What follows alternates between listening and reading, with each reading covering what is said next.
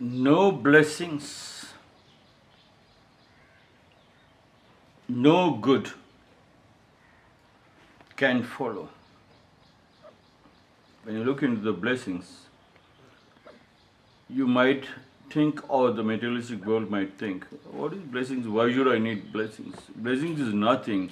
They say Indus Valley civilization crashed because nothing was in written form. Greek civilization flourished because everything was in written form.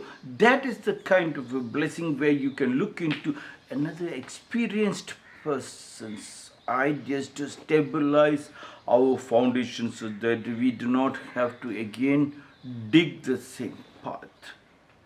No blessings, no good can follow if in the path trodden by slavery. And what is slavery? Who has made you a slave? Everywhere they're talking slave, slave, slave. They have made us a slave. You have accepted slavery.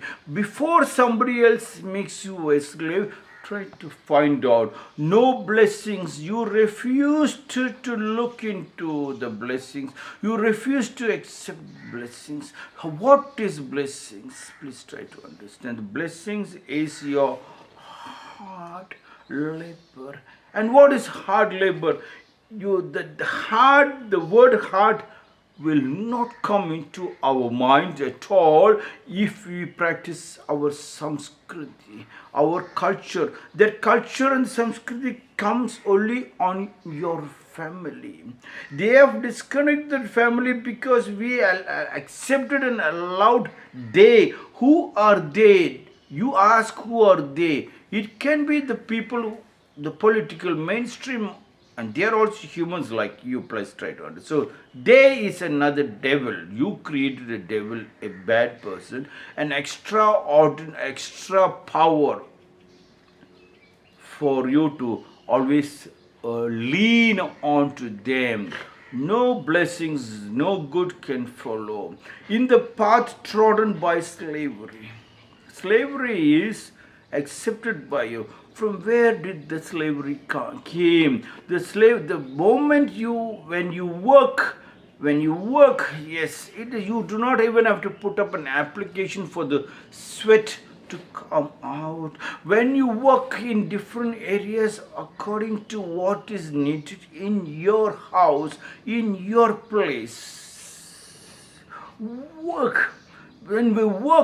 When you look at the time, when you become a karma yogi, then you don't become a slave. Karma yoga says keep doing work without expecting. You are expecting results of the salary. You are expecting results of your time. You are expecting results of what you studied from the books. That is the slavery. Once you disconnect the slavery, then the salary comes of its own, the good comes of its own, the blessings follows you. You are not slave, you are on the path of your mastery, and that mastery's name is called the sweat. When sweat comes, you feel more healthy, more vigor. The moment you don't sweat, you can see it is constipated, the body is getting constipated. Then you can call everybody. You start thinking from a mind of constipation, everything is wrong, everything is yellow fever. No blessings. Then you do not want anybody's blessing. You do not consider anybody as senior. You start to blabbering things. No good can follow, no blessings and no good can follow in the path trodden by slavery. That slavery is the path that you never respected your seniors.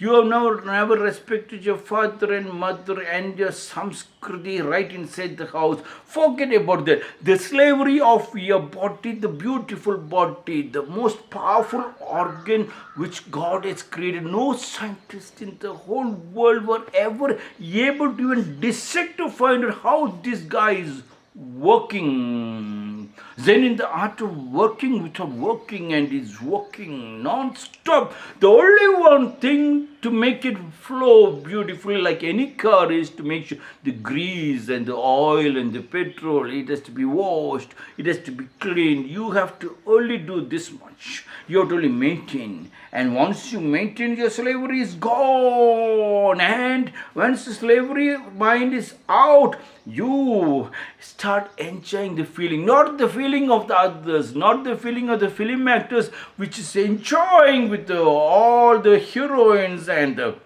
luxuries. You as a poor keep on throwing money, thinking tomorrow that will happen to you. His happiness is not your happiness. Please try it. When you become a magnet, your happiness will make others happy, your house happy. Then you are not slave, you are accepted slavery. People one look at you. When you do not use your power, you don't use your intelligence, don't use your talent, somebody else start using, and you don't start screaming, and it will be too late, because when you start understanding, the knees starts paining, the bum start paining, the heart and the brain, everything start paining. You have only complaints. They say no complaints and no explanation.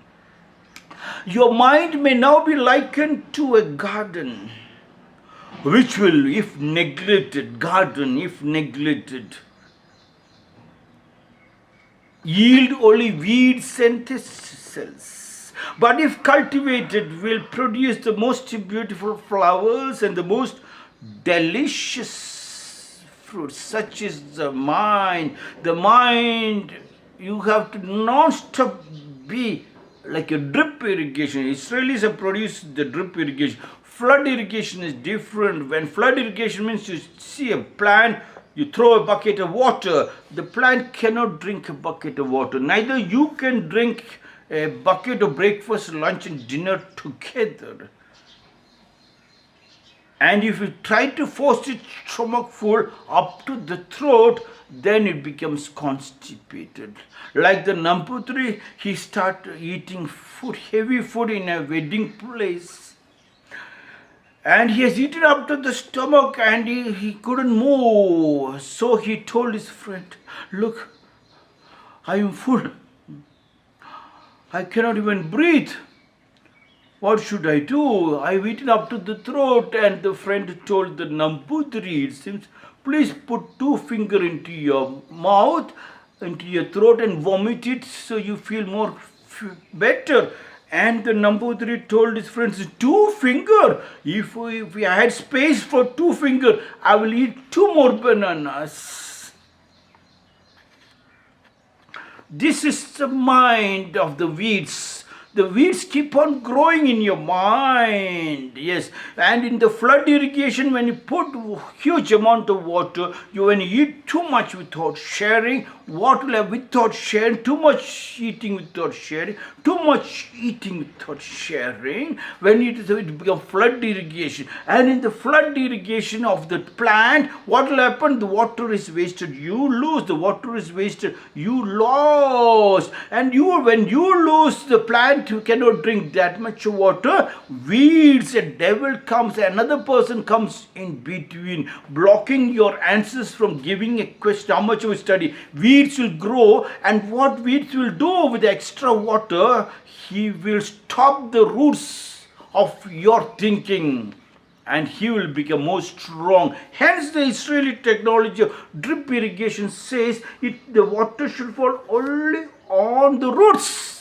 And it should be continuous, like how the heartbeat is continuous. You open your eyes, you see it is continuous. Your ears continuous, your brain is continuous. Your mind may now be likened to a garden, which will be if neglected. Your mind may now be likened to a garden, likened to a family, wife or husband, joint family or family.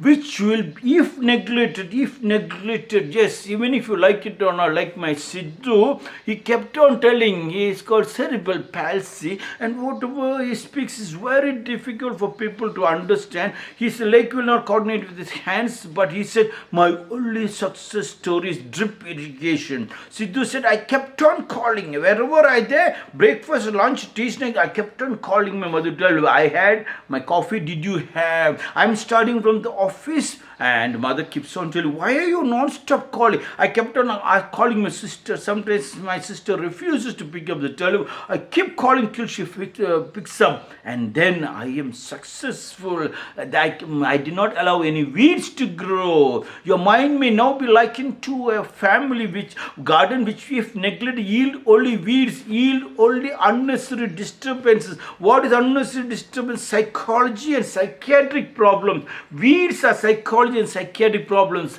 Weeds are constipation. The weeds are the ones which do not have sweat. When you have sweat, in our Kannada language, you said, Bevaru, if Bevaru comes, sweat comes, Devaru comes also. Devaru means your blessings and good follows you. Blessings and good follows means, Devaru means it is God follows. God is there means the good is there. If you sweat, God, Devaru, Bevaru bantre, Devaru. But if the Bevaru doesn't come, if you do not sweat, then they call it Bevaru Bandilandru, Bevarasi. They say Bevarasi means stupidity. Slavery comes, which will, if neglected, yield only weeds and thistles. But if cultivated, will produce. Cultivated means the drip direct to every moment, always non-stop with the child, and the wife and the husband can make sure husband and wife becomes one, and the child gets a shock of life, of a new love which comes from both. Other husband, father will talk one, mother will talk one, the child lives in chaos. That chaos is the problem of slavery in the house.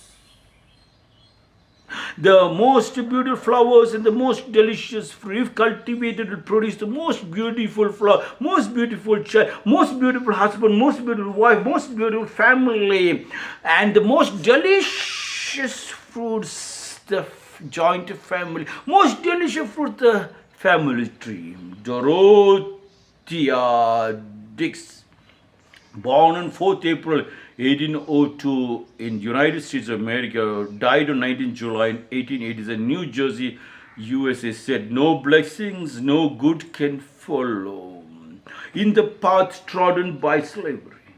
Your mind may now be likened to a garden which will, if neglected, yield only weeds and thistles. But if cultivated, will produce the most beautiful flowers and the most delicious fruits. Dorothea Dix was an American advocate on behalf of the indigent, mentally ill, who through a vigorous and sustained program of lobbying state legislatures and the United States Congress created the first generation American mental asylums. During the Civil War, she served as a superintendent of army nurses.